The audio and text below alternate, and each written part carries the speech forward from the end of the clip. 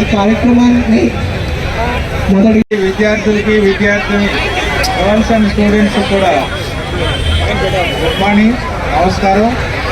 స్వాతంత్ర ఉద్యమంలో ఉన్న దేశ నాయకులు చాలామంది పేర్లు తెలుసు, కానీ మహానుభావుడు సర్దార్ వల్లభాయ్ పటేల్ పేరు చాలా తక్కువ మందికి తెలుసు. ఎందుకంటే చరిత్ర రాసినప్పుడు చరిత్రకారులు ప్రథమంగా ఉన్న 4-5-10 మంది గురించి రాశారు, కానీ సర్దార్ వల్లభాయ్ పటేల్ గారి గురించి రాయడం చాలా తక్కువ రాశారు. అందువల్ల మన పాఠ్యాంశాల్లో రాలేదు.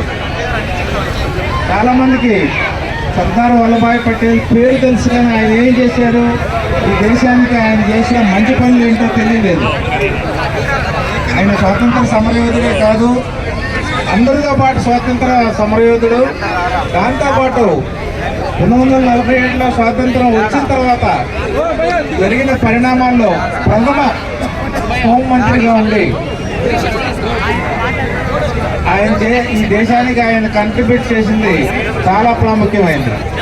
దానిలో ప్రథమంగా ఈ సందర్భంగా మాట్లాడుకోవాలంటే ఒక విషయం, స్వాతంత్రం వచ్చిన నాటికి దేశం మొత్తం కూడా చిన్న ప్రిన్స్లీ స్టేట్స్ అంటారు. అంటే కొంతమంది నిజాం లాంటి రాజులు, తర్వాత నార్త్లో కొంతమంది రాజులు ఈ దేశంలో స్వాతంత్రం వచ్చిన యూనిఫైడ్ దేశంలోకి రావడానికి సిద్ధంగా లేదు. మిగతా వాళ్ళందరూ వచ్చారు, మనం స్వాతంత్రం ప్రకటించుకున్నాం, కానీ వాళ్ళు రావడానికి సిద్ధంగా లేరు.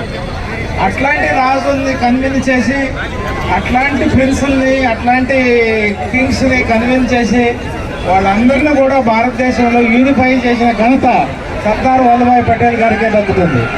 ఆ రోజు ఆయన చేయగలిగాడు కాబట్టి ఈరోజు మనకి రాజులు కానీ కింగ్స్ కానీ ఆ రాజ్యాలు చిన్ననే లేవు. మనకి ఉదాహరణగా చూస్తే మనకి హైదరాబాద్లో ఉన్న నిజాము కింగ్ ఒక అతను, అది కూడా. తర్వాత అలాగే కాశ్మీర్కి సంబంధించిన కింగ్ కూడా సర్దార్ వల్లభాయ్ పటేల్ గారు చేసిన సంప్రదింపుల ద్వారా ఎక్కడా కూడా రక్తపాతం జరగకుండా భారతదేశంలో యూనిఫై అయింది. సో కాబట్టి ఆ మహానుభావుడిని తలుచుకుంటూ ఆయన గురించి మీకు ప్రధానమంత్రి గారు ఆల్రెడీ గుజరాత్లో పెద్ద విగ్రహం కూడా పెట్టారు. ఆయన యొక్క ప్రాముఖ్యత తెలియజేస్తూ భారతదేశం అంతా కూడా ఎన్డీఏ ప్రభుత్వం, తర్వాత ప్రజలందరూ కూడా ఆయన ప్రాముఖ్యత తెలుసుకోవాలని చెప్పి యూనిటీ మార్చి మనం ఈరోజు చేస్తున్నాం. కాబట్టి టైం అయిపోయింది కాబట్టి ఇంతటితో ఆ చిన్న ప్రాముఖ్యతను మనం కనుక్కొని మన ప్రజలకు తెలియజేయడం కోసం యూనిటీ మార్చి చేస్తాం. సో వచ్చిన మీరు అందరూ కూడా పార్టిసిపేట్ చేసి విజయవంతం చేస్తారని ఆశిస్తాము. ఇదే ఉత్సాహాన్ని కొనసాగించాలని కోరుతున్నాము.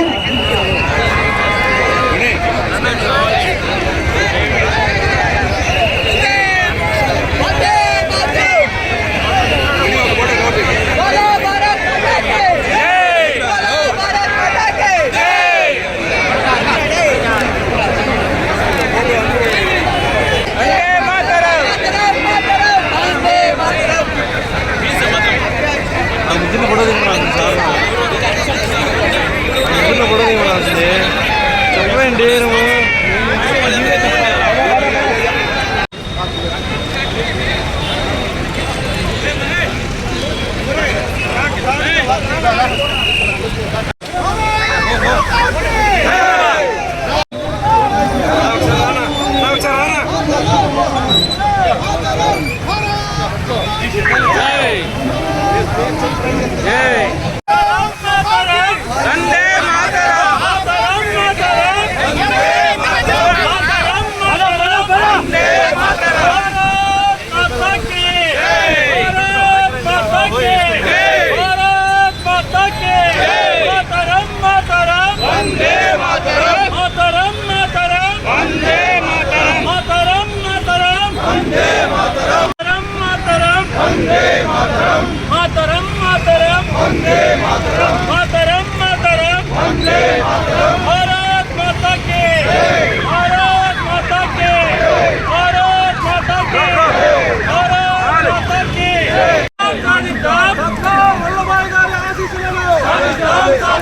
వల్లభాయ్ పటేల్